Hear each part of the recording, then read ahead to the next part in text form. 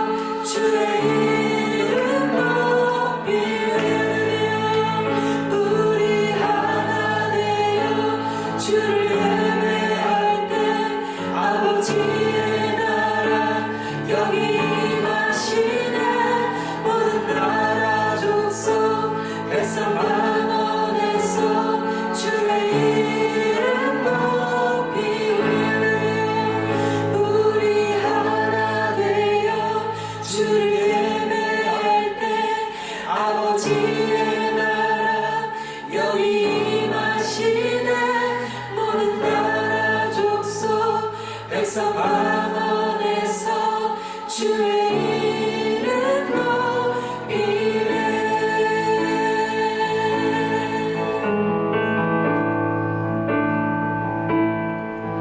우리 오늘 눈물로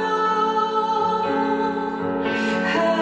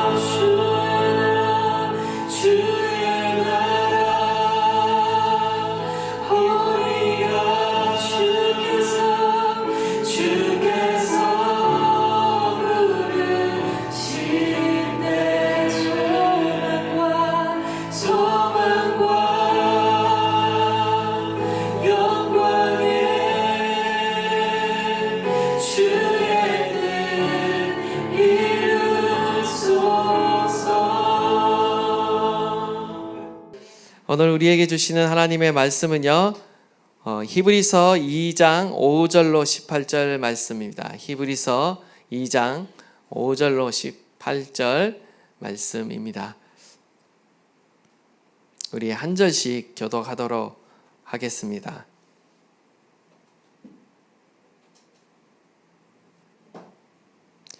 하나님이 우리가 말하는 바 장차 올 세상을 천사들에게 복종하게 하심이 아니니라.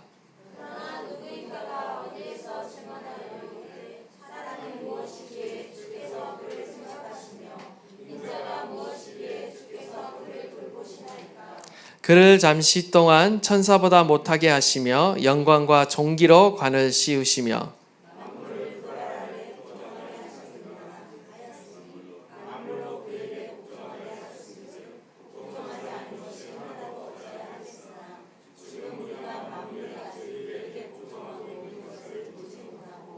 오직 우리가 천사들보다 잠시 동안 못하게 하심을 입은 자 곧 죽음의 고난 받으심으로 말미암아 영광과 존귀로 관을 쓰신 예수를 보니 이를 행하심은 하나님의 은혜로 말미암아 모든 사람을 위하여 죽음을 맛보려 하심이라.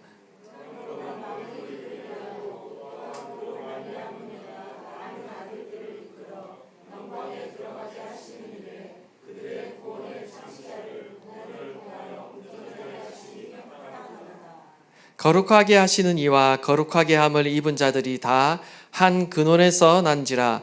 그러므로 형제라 부르시기를 부끄러워하지 아니하시고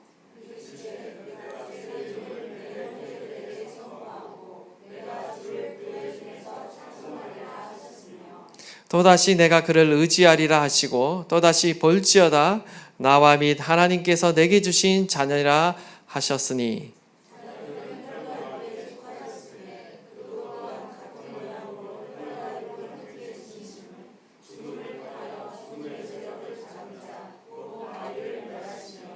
또 죽기를 무서워함으로 한평생 매여 종로로 타는 모든 자들을 놓아주려 하심이니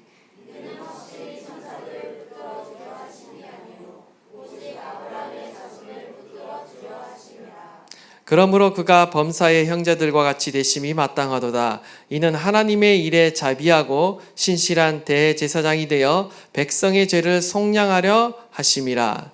그가 시험을 받아 고난을 당하신즉 시험 받는 자들을 능히 도우실 수 있느니라. 아멘. 예, 우리 저번 시간에 이어서 오늘도 히브리서 2장 말씀을 보도록 하겠습니다.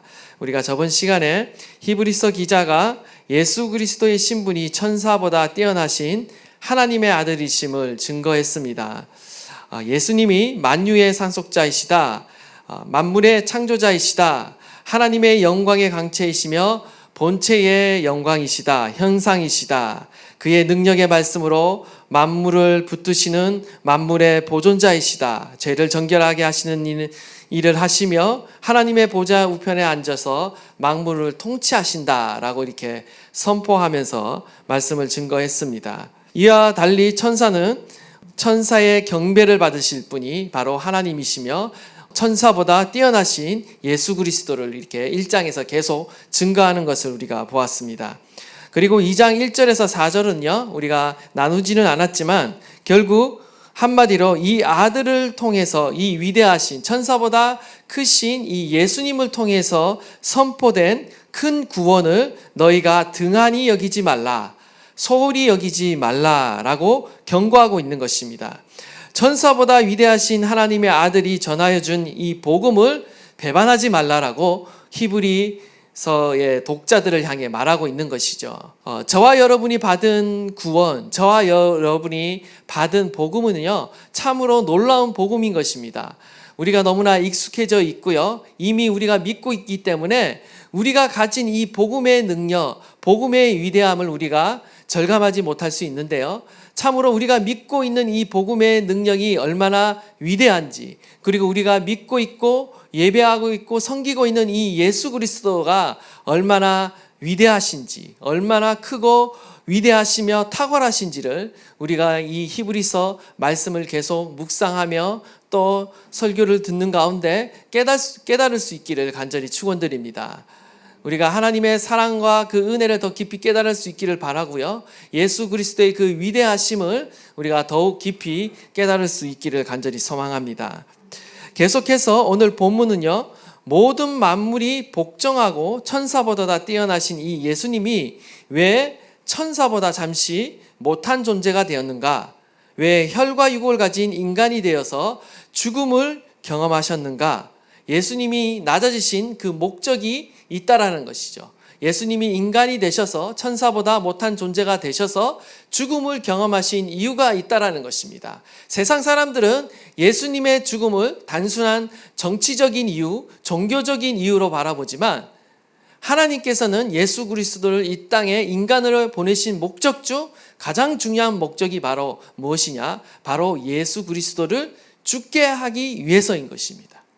죽음이 예수님의 사역이었다라는 것이죠. 그리고 그 죽음이 통해서 우리 가운데 이루신 일이 무엇인가? 오늘 본문을 통해서 더 깊이 또한 묵상하고 우리가 그 교훈을 찾아보고자 하는 것입니다. 먼저 5절 말씀을 보시면요, 하나님이 우리가 말하는 바 장차올 세상을 천사들에게 복종하게 하심이 아니니다 라고 말하고 있습니다. 하나님께서는요, 장차올 하나님의 나라, 장차 완성된 하나님의 나라를 천사가 통치하도록 맡기지 아니하셨다라는 겁니다. 누구에게 맡기셨는가? 바로 천사들보다 뛰어난 하나님의 아들에게 복종하도록 맡기셨다라는 것입니다. 그러나 지금은 잠시 천사보다 낮아져 있었다라는 것입니다. 이처럼 지극히 높으신 하나님의 아들 예수가 잠시 낮아지셨는데, 다른 말로 표현하면 비천하게 되셨는데, 이러한 사실을 시편 8편 4절에서 6절 말씀을 인용해서 지금 말하고 있습니다. 6절 보시면 사람이 무엇이기에 주께서 그를 생각하시며 인자가 무엇이기에 주께서 그를 돌보시나이까. 바로 시편 8편 4절을 인용하고 있는 것입니다. 여기서 사람 그리고 인자라고 말하는데, 여기서 말하는 사람과 인자는 누구인가? 1차적으로는요, 다윗을 지칭하고 있습니다. 이 시편에 다윗을 지칭하고 있습니다. 그런데 궁극적으로는 누구를 말하느냐? 바로 다윗의 후손으로 오신 메시아를 지칭하고 있다라는 것입니다. 메시아는 사람이 되셨고 이 예수를 하나님께서 잠시 동안 천사보다 못하게 하셨다라는 것입니다.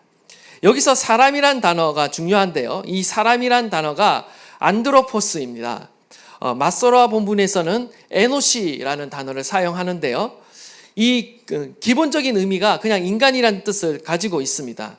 근데 중요한 것은 이 에노시라는 단어가 사용되는 그 상황이 어떤 상황 속에서 잘 사용되냐면요, 바로 전능자 앞에서 어떤 인간의 무상함, 어떤 연약함, 인간의 연약함, 그리고 인간의 어떤 비참함을 나타낼 때 이 단어를 사용한다라는 겁니다. 지금 이것은 무엇을 의미하는가? 인간은 한없이 초라하고 무가치한 존재라는 거예요. 그럼에도 불구하고 우리 인간이 존귀하고 정말 하나님 앞에서 특별한 이유는 바로 우리처럼 이 무가치한 연약한 우리를 위해 예수님께서, 메시아이신 예수님께서 바로 에노시가 되셨다라는 겁니다. 인간에 대한 하나님의 사랑과 관심이 지극히 높다라는 것을 우리에게 보여주고 있습니다. 주님이 직접 인간이 되셔서, 에노시가 되셔서 우리를 찾아오셨다라는 거죠. 주께서 그를 생각하시며, 여기서 생각하다라는 단어가 맘네스코인데요, 이 의미는요, 마치 바위나 목판에 글씨를 새기는 것을 의미합니다. 하나님께서 저와 여러분을요, 어디에 새겼다는 거예요? 그분의 마음에 새겼다라는 것입니다. 주님은요, 결코 저와 여러분을 잊지 않으십니다. 그 마음에 새기시고요, 언제나 우리를 기억하시며 생각하시며 관심을 가지고 계신다라는 거죠. 항상 우리를 마음에 새기고 계셨습니다.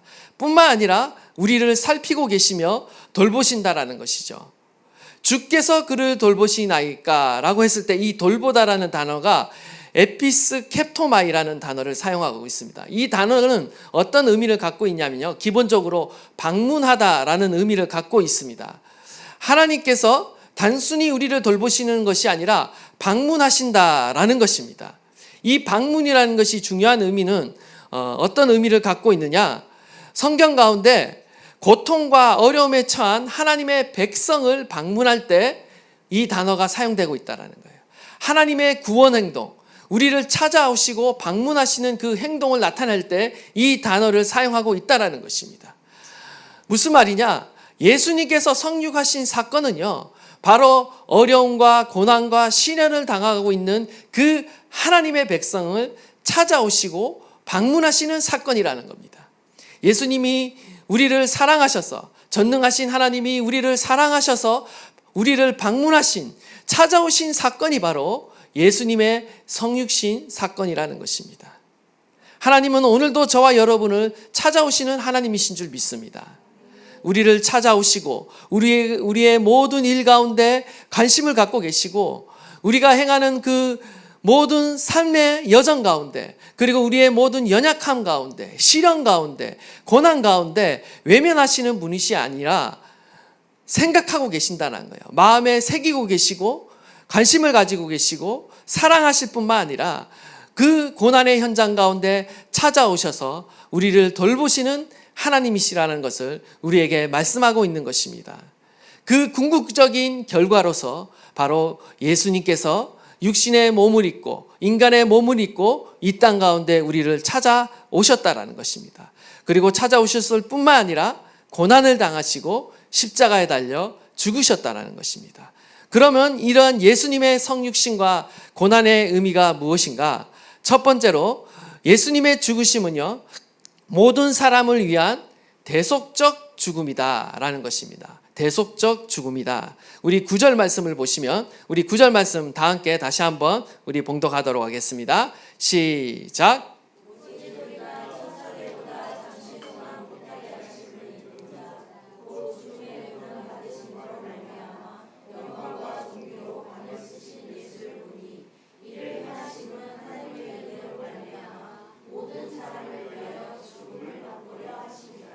아멘. 예수님의 죽음은 그냥 한 인간의 그냥 단순한 죽음이 아니라는 것입니다. 세상 사람들이 생각하는 어떤 정치적인 이유, 종교적인 이유로 인해 어떤 유대교를 믿는 종교 지도자들의 어떤 시기에 의해 죽은 단순한 정치적인 사건이 아니라는 거죠. 한 개인의 과실로 인한 죽음이 아니라는 것입니다. 예수님의 죽음은 하나님의 계획이었습니다. 하나님의 목적이었습니다. 모든 사람을 위하여, 전치사 휘페르가 사용되고 있는데 모든 사람을 대신하여 라는 의미를 갖고 있습니다. 예수님의 죽으심은요, 모든 사람을 대신하여 죽으셨다라는 것입니다. 대속적 죽음을 의미하는 것입니다. 하나님이 우리를 사랑하셔서 우리의 죄를 대신하여 죽으신 사건이 바로 예수님의 죽으신 사건이라는 것이죠. 하나님께서 우리를 사랑하셔서 끝내 우리를 돌보시되 어떻게 돌보시는가? 바로 우리를 찾아오셔서 우리의 죄를 대신하여 십자가에 달려 죽으셨다라는 것입니다. 하나님의 사랑을 죽음을 통해 나타내셨다라는 것이죠. 고린도후서 5장 14절 보시면, 그리스도의 사랑이 우리를 강권하시는도다. 우리가 생각하건대 한 사람이 모든 사람을 대신하여 죽으신즉 모든 사람이 죽은 것이라. 모든 사람을 위하여 대신 죽으신 사건이 바로 예수 그리스도의 십자가의 사건이었다라는 것입니다. 예수 그리스도께서 친히 낮아지셔서 인간의 모습을 입고 이 땅 가운데 오신 이유는 바로 우리의 죄를 대신해서 죽으시기 위해서 오셨다라는 것이죠. 그리고 그 대속적 죽음으로 인해서 우리에게 어떤 일이 일어납니까? 10절에 나옵니다. 우리 10절 말씀 다 함께 읽도록 하겠습니다. 시작. 그러므로 만물이 그를 위하여 또한 그로 말미암는 이가 많은 아들들을 이끌어 영광에 들어가게 하시는 일에 그들의 구원의 창시자를 고난을 통하여 온전하게 하심이 합당하도다. 아멘. 만물이 그를 위하고 또한 그로 말미암는 이, 좀 말이 어렵죠, 우리나라 말이. 이것을 다시 번역하면 이렇습니다. 그분 때문에 만물이 있고 그분을 통하여 만물이 있는 자. 이 말도 또 어렵죠.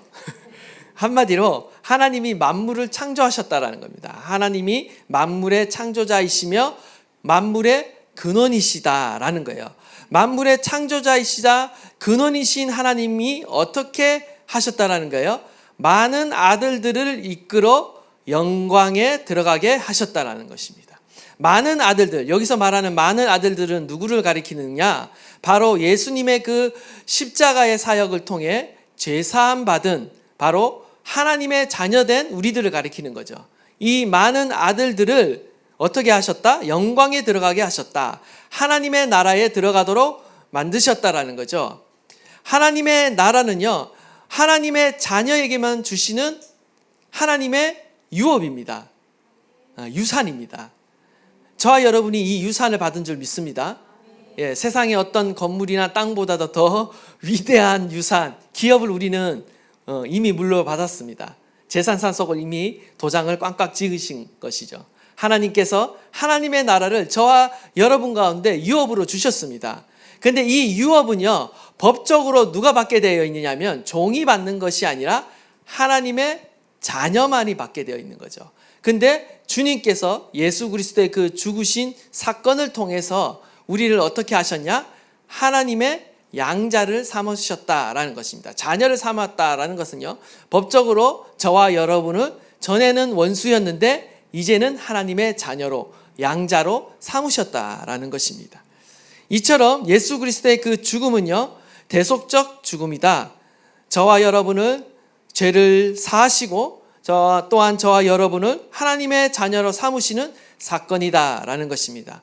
두 번째로 예수님이 고난을 당하신 목적은요, 바로 성도를 형제로 삼기 위함이다라고 오늘 본문은 또 말하고 있습니다. 11절에서 13절 말씀인데 우리 11절에서 13절 말씀 다시 한번 다 함께 봉독하도록 하겠습니다.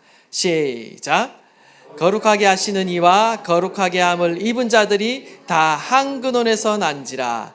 그러므로 형제라 부르시기를 부끄러워하지 아니하시고 이르시되 내가 주의 이름을 내 형제들에게 선포하고 내가 주를 교회 중에서 찬송하리라 하셨으며 또 다시 내가 그를 의지하리라 하시고 또 다시 볼지어다 나와 및 하나님께서 내게 주신 자녀라 하셨으니. 아멘. 지금 11절에서 13절도 참 어떻게 보면 이해하기 어려울 수 있는 본문인데요. 지금 그리스도께서 고난을 당하신 목적 가운데 하나가 바로 성도들을, 저와 여러분들을 형제 삼기 위해서라는 놀라운 사실을 밝히고 있습니다. 시편 22편 22절을 인용하고 있고요. 또 13절은 이사야 8장 17절 18절을 인용하고 있습니다. 여기서 등장하는 내가도 바로 그리스도를 지칭하고 있는 것입니다. 11절을 다시 보시면 거룩하게 하시는 이와 거룩하게 함을 입은 자들이 다 한 근원에서 났다라고 말하고 있습니다. 여기서 거룩하게 하시는 자는 당연히 예수 그리스도를 말하는 거고요. 그의 속죄 사역을 통해 거룩함을 입은 성도들이 바로 저와 여러분인 것이죠. 다 함께 한 분께, 하나님 한 분께 기원을 두고 있다라는 것입니다. 여기서 거룩하게 하시는 일이라는 것은요, 원어적으로 보면요, 계속해서 거룩하게 하시는 일이라는 뜻을 갖고 있습니다. 예수님은요, 계속해서 우리를 거룩하게 하시는 분이십니다. 한번 거룩하게 하시고 마는 분이 아니라 계속해서 우리를 거룩하게 하시는 분이시라는 의미를 갖고 있고요. 반대로 성도들은 어떻습니까? 거룩하게 함을 입은 자들이다 라고 말하고 있는데, 우리가 예수님을 믿을 때 우리의 신분이 어떻게 됩니까? 죄인의 신분에서 의인의 신분으로 바뀌죠. 이것을 우리가 뭐라고 이야기하냐면 신학적으로 칭의라고 말합니다. 믿음으로 의롭게 되었다, 의롭게 칭함을 받았다라고 말하는데, 여기서 거룩하게 함을 입은 자들이라는 것은 칭의를 말하는 것이 아니라 거룩해지고 있는 자들을 말합니다. 바로 성화를 말하고 있다라는 것입니다. 지금 의롭게 된 성도가 계속해서 거룩해지고 있다라는 것입니다. 누구를 통해? 예수님을 통해 계속해서 거룩해지고 있다라는 것입니다. 그런데 이처럼 거룩하게 하시는 이와 거룩하게 함을 입은 자들이 다 한 근원에서 났다, 하나님께로부터 났다라고 말하고 있는 것입니다. 예수님은 당연하겠죠. 예수님은 하나님의 본체이시기 때문에 하나님께로부터 났다라고 말할 수 있습니다. 그러면 우리 인간은 어떻습니까? 우리는 어떻게 하나님으로부터 났나? 우리 요한복음 1장 12절로 13절 말씀 보도록 하겠습니다. 우리 한번 다 함께 읽도록 하겠습니다. 시작. 곧 그의 이름을 믿는 자들에게는 하나님의 자녀가 되는 권세를 주셨으니 이는 혈통으로나 육적으로나 사람의 뜻으로 나지 아니하고 오직 하나님께로부터 난 자들이니라. 아멘. 우리가 예수님을 믿을 때 우리가 어떻게 된다고요? 하나님의 자녀가 됐는데, 이 하나님의 자녀가 되는 권세를 하나님께서 우리에게 주시는데, 그것이 바로 뭐냐? 하나님께로부터 난 자들이다 라는 것이죠. 우리가 예수님은 당연히 하나님부터 난 자이고, 저와 여러분도 예수 그리스도를 믿을 때에 하나님으로부터 난다라는 거예요. 한 근원으로부터 났다라는 것을 말하고 있습니다. 로마서 8장 16절 17절 우리 또 다 함께 한번 읽도록 하겠습니다. 시작.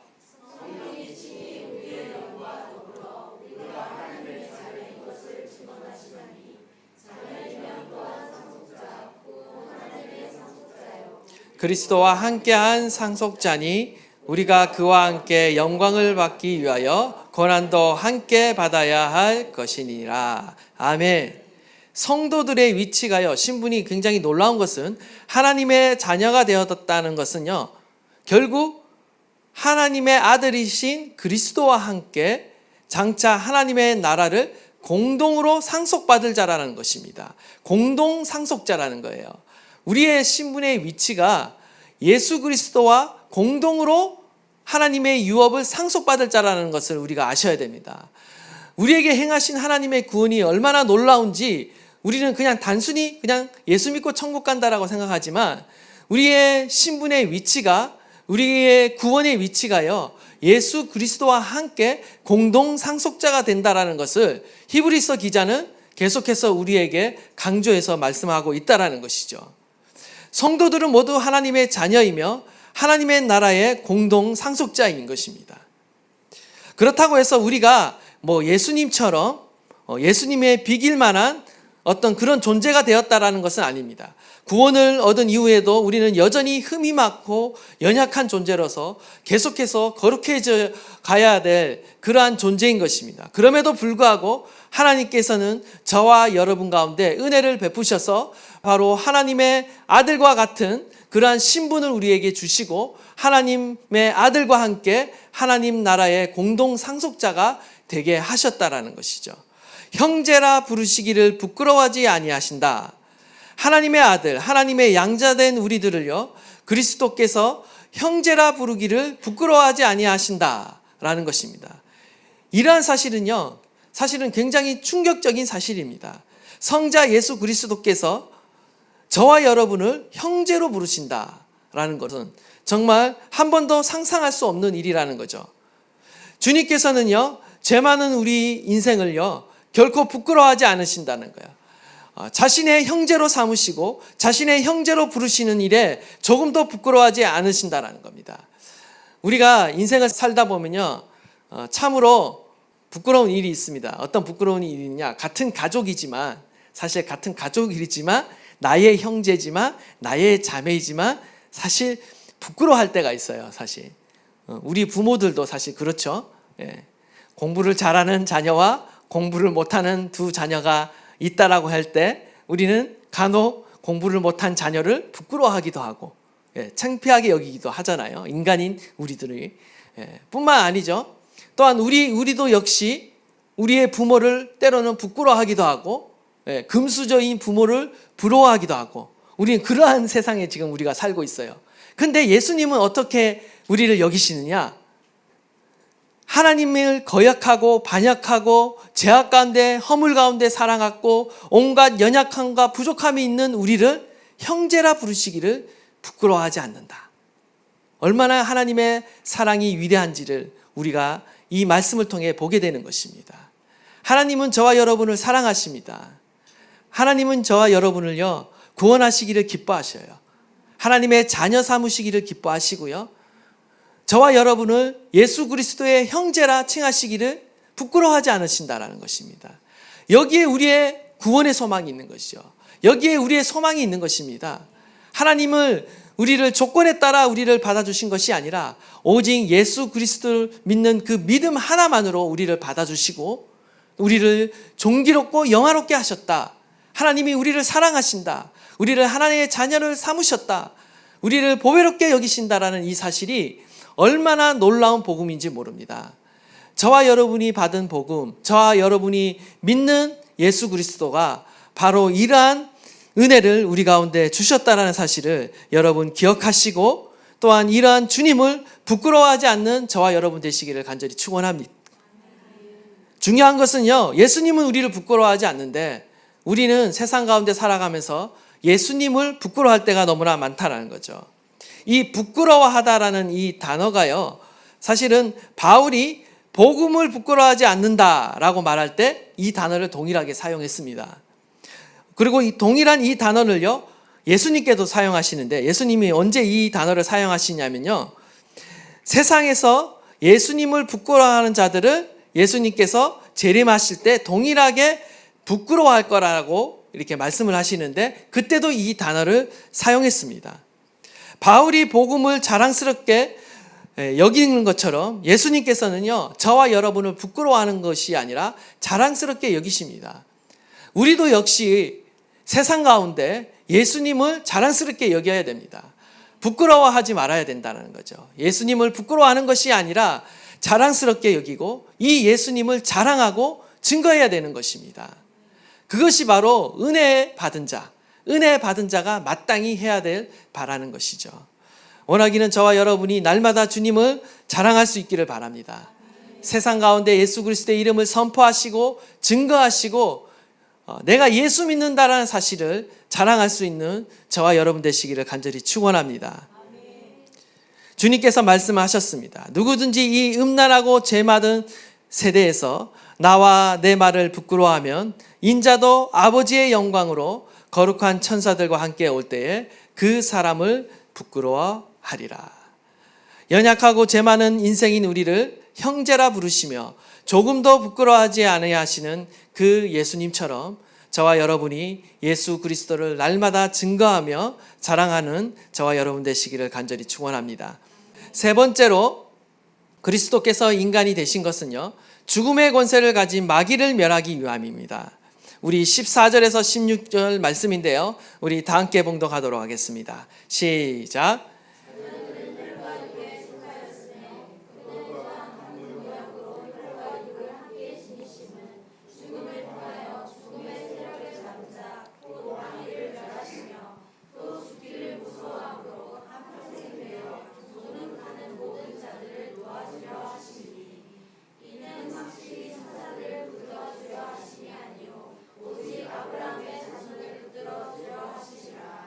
아멘. 14절에서 16절 말씀은요, 하나님의 자녀들인 성도들이 혈과 육을 가졌기 때문에 예수님도 우리와 동일하게 혈과 육을 가진 성육신 하신 몸을 가지셨다. 그리고 그렇게 하신 이유가 무엇인가? 바로 대속적인 죽음을 통해서 죽음의 권세를 가진 마귀의 세력을 멸하기 위함이다 라고 말하고 있습니다. 예수님은 죽음의 세력을 잡은 자 마귀를 무력하게 하시려고 성육신 하신 것입니다. 그리고 십자가에 달려 죽으신 것이죠. 참으로 역설적이죠. 죽음을 통하여 죽음의 세력을 가진 자를 멸한다. 그리스도의 죽음은요, 사단에게 예수님이 패배한 사건이 아니라 오히려 승리한 사건입니다. 죽음의 세력 잡은 자 마귀를 멸하는 사건이다라는 것을 여러분 분명히 기억하셔야 됩니다.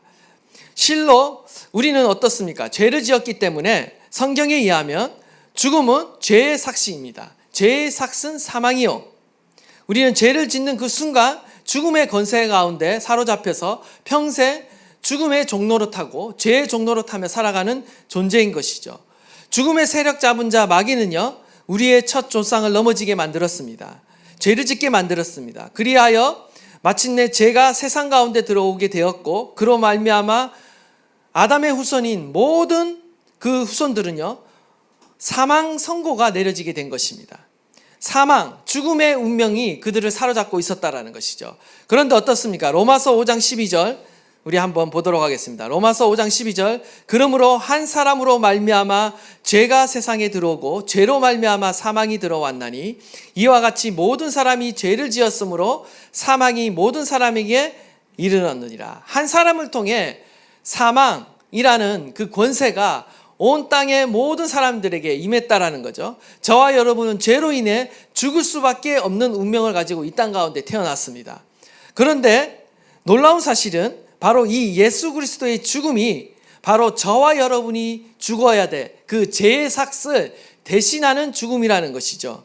예수님이 친히 우리의 죄를 대신해서 죽으심으로, 희생제물이 되심으로 인해서요, 우리가 치러야 될 그 죄의 대가, 죽음의 대가를요, 예수님이 대신 치르셨다라는 것입니다. 그러므로 인해 어떤 일이 벌어집니까? 우리가 바로 이 사망이라는 대가, 죽음이란 대가를 더 이상 치를 수 없게 되었다라는 것입니다. 죄의 권세가 깨어진 것이죠. 죄의 어떤 대가가 더 이상 우리 가운데 역사하지 못하게 하나님께서 우리를 구원해 주셨다라는 것입니다. 마귀는 더 이상 성도들을 향해 사망의 세력을 휘두를 수 없게 되었다라는 것입니다. 죄의 모든 힘은 다 사라졌습니다.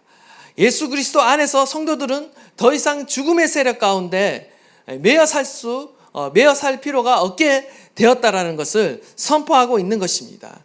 죄의 삭은 사망이요, 하나님의 은사는 그리스도 예수 우리 주 안에 있는 영생이니라. 아멘. 그렇습니다. 그리스도께서 죽으심으로써 우리에게 영원한 생명을 주셨습니다. 예수 그리스도는요, 이처럼 성육신과 이 대속의 죽음의 결과로서 죄의 문제를 해결해 주셨기 때문에 결국 마귀의 권세를 무력하게 만드는 것입니다. 예수께서 자신의 그 죽음과 부활을 통해서 우리를 죄에서 해방하셨기 때문에 성도들은 더 이상 마귀의 지배에서 벗어나 완전한 자유를 얻게 된 것이죠. 그리스도 안에서 우리의 신분은요, 완전히 달라졌습니다. 예전에는 죄의 종노릇하며 마귀의 종노릇하며 살았지만 이제는 어떻습니까? 예수님께서 죄의 문제를 해결하셨기 때문에 죄에 대해서 승리한 우리는 오히려 하나님의 자녀로서, 하나님의 종으로서 오히려 마귀를 충분히 대적할 수 있고, 또한 마귀도 우리 성도를 피할 수밖에 없는 그러한 존재가 우리가 되었다라는 것입니다. 야고보서 4장 7절입니다. 야고보서 4장 7절 우리 한번 읽도록 하겠습니다. 시작.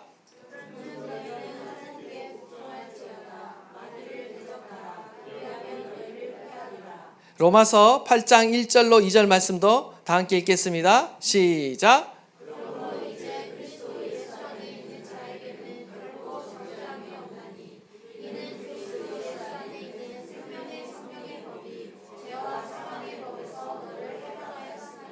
아멘. 예수 그리스도로 말미암아 우리가 죄와 사망의 법에서 해방되었기 때문에 더 이상 마귀가 우리를 종로로 타도록 우리를 강압하거나 다스릴 수 없다라는 것이죠. 우리는 예수 그리스도로 말미암아 마귀의 세력으로부터 해방되었습니다. 네 번째로 그리스도께서 인간이 되신 것은요, 대제사장으로서 중보자가 되시기 위해서입니다. 우리 17절, 18절 말씀 다 함께 읽도록 하겠습니다. 시작.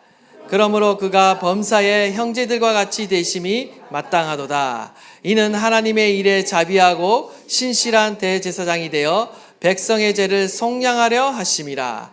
그가 시험을 받아 고난을 당하셨은즉 시험받는 자들을 능히 도우실 수 있느니라. 아멘. 마지막으로 그리스도께서 성육신 하신 사건, 고난을 당하신 이유는요, 바로 하나님께서 하나님의 일에 자비하고 신실한 대제사장이 되어 백성의 죄를 속량할 뿐만 아니라 시험받는 자들을 능히 돕기 위해서입니다. 대제사장으로서 지금 예수님께서 중보자가 되시는데요, 그리스도를 가리켜 하나님의 일에 자비하고 신실한 대제사장이다 라고 표현하고 있습니다. 하나님의 일에 자비하고 신실하다라는 것은요, 사람을 향해서는 이 예수님께서 자비하시고 하나님을 향해서는 신실하다라는 말입니다. 그렇기 때문에 예수님께서 하나님과 인간 사이에 완전한 중보자가 될 수 있다라는 것입니다. 그리스도께서 온전한 사람이 되셔서 사람이 당하는 모든 고통과 시험과 유혹을 받으셨습니다. 그래서 인간의 모든 연약함을 이해하십니다. 동시에 하나님께 신실함으로 하나님의 모든 뜻, 전적인 뜻에 예수님이 순복하셨고요, 모든 율법의 요구를 성취하셨습니다. 그렇기 때문에 예수님께서는 하나님과 인간 사이에서 중보자가 될 수 있다라는 것이죠. 로마서 3장 25절 보시면 이 예수를 하나님이 그의 피로서 믿음으로 말미암는 화목제물로 세우셨으니 이는 하나님께서 길이 참으시는 중에 전에 지은 죄를 간과하심으로 자기의 의로우심을 나타내려 하심이라. 예수님을 바로 중보자이자 화목제물로 삼으셨다는 것이, 예수님이 대제사장이지만 자신이 직접 화목제물이 되셔서 우리의 죄를 사하시고 하나님과 우리의 사이를 화목하게 하셨습니다. 뿐만 아니라 18절에 보시면 그가 시험을 받아 고난을 당하셨은즉 시험 받은 자들을 능히 도우실 수 있느니라. 바로 이러한 것은요, 예수님이 바로 인간이 되셨기 때문에 가능한 일입니다. 예수님이 친히 인간이 되셔서 인간이 겪어야 할 모든 시련과 고난과 시험을 당하셨기 때문에 우리의 모든 연약함을 이해하신다는 거죠. 뿐만 아니라 우리를 불쌍히 여기시고 동정하신다는 것입니다. 사복음서에 보시면요, 예수님께서 수많은 시련, 수많은 시험, 그리고 수많은 유혹을 당하신 것을 보게 됩니다. 예수님의 공생의 첫 시작이요, 시험으로부터 시작합니다. 사단이 예수님을 시험하죠. 먹는 것을 가지고 예수님을 시험했습니다. 배고픔의 고통을 가지고 예수님을 광야에서 시험했습니다. 뿐만 아니라 예수님의 그 일대기는요, 바로 시험과 시련의 일대기다라고 말할 수 있습니다. 계속해서 종교 지도자들, 바리새인과 서기관들로부터 시련을 당했습니다. 비방과 오해와 모함과 멸시를 당했고요, 나아가 죽음의 위협을 당하셨고 끝내 십자가에 달려 죽으셨습니다. 뿐만 아니라 가장 가까이에 있는 제자들로부터도 시험을 받으셨습니다. 세상의 모든 유혹과 시험을 뿌리치셨고요, 하나님의 뜻을 온전히 이루신 것입니다. 이처럼 예수님께서 이 땅 가운데 살아가셨을 때 인간이 되셔서 인간의 모든 연약함을 가지셨음에도 불구하고 예수님은 결코 죄를 범하지 아니하시고 그 모든 연약함 가운데도 승리하셨다라는 것입니다. 나아가서 이 예수님이 지금 어떠한 모습으로 우리 가운데 있습니까? 바로 대제사장으로, 중보장으로 우리 가운데 서 계신다는 것입니다. 그리고 우리의 모든 연약함을 이해하고 계시고요, 또한 이해하실 뿐만 아니라 동정하시고 긍휼히 여기신다는 거예요. 그리고 연약한 우리들을 도와주신다라는 것입니다. 여기에 우리의 소망이 있는 줄 믿습니다. 예수님이 우리의 모든 연약함을 이해하시고 긍휼과 자비가 풍성하신 하나님이시기 때문에 우리는 오늘도 주님 앞에 나와 우리의 연약함을 하나님께 아뢰는 것입니다. 히브리서 4장 15절 16절 말씀입니다. 우리 다 함께 읽도록 하겠습니다. 시작.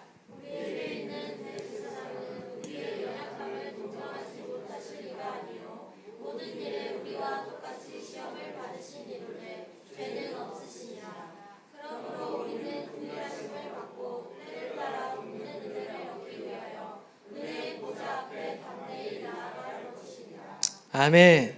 그렇습니다. 우리는 날마다 긍휼을 받기 위해, 때를 따라 돕는 은혜를 얻기 위해 주님 앞으로 나가야 될 줄 믿습니다. 대제사장 되시고 중보자 되신 예수 그리스도 앞에, 그 은혜의 보좌 앞에 날마다 나가시는 저와 여러분 되시기를 간절히 축원합니다.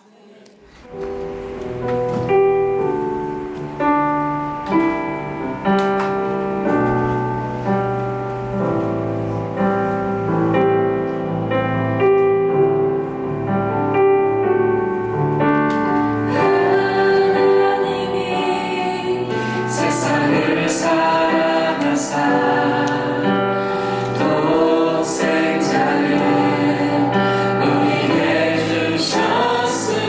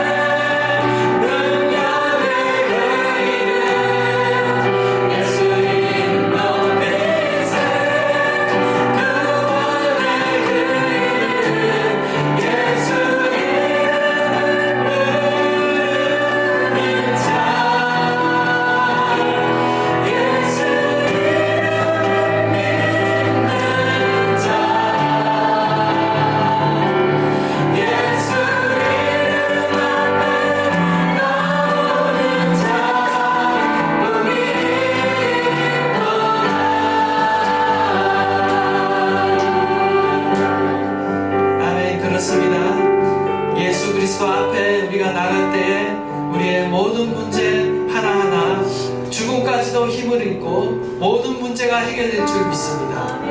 예수님께서 십자가에 달려 죽으심으로 하나님께서 사망의 권세, 음부의 권세, 마귀의 권세, 죄의 권세, 그 모든 문제를 해결하셨습니다. 뿐만 아니라 예수 그리스도께서 우리의 대제사장이 되시며 중보자가 되셔서 우리의 모든 연약함을 이해하시고 긍휼하신 자비를 베푸시며 우리를 도우시는, 우리를 돌보시는 하나님이신 줄 믿습니다. 이 예수 그리스도 앞에 오늘도 우리가 담대히 나아가기를 소망합니다. 우리의 죄와 우리의 질병과 우리의 모든 연약한 문제를 가지고 우리 이 시간 주님 앞에 하나님을 기도합시다. 주님께서 그 모든 문제를 해결하시며 십자가에서 전부 다 도말하셨습니다. 죄와 사망의 권세, 마귀의 권세를 도말하시고 모든 죄의 저주를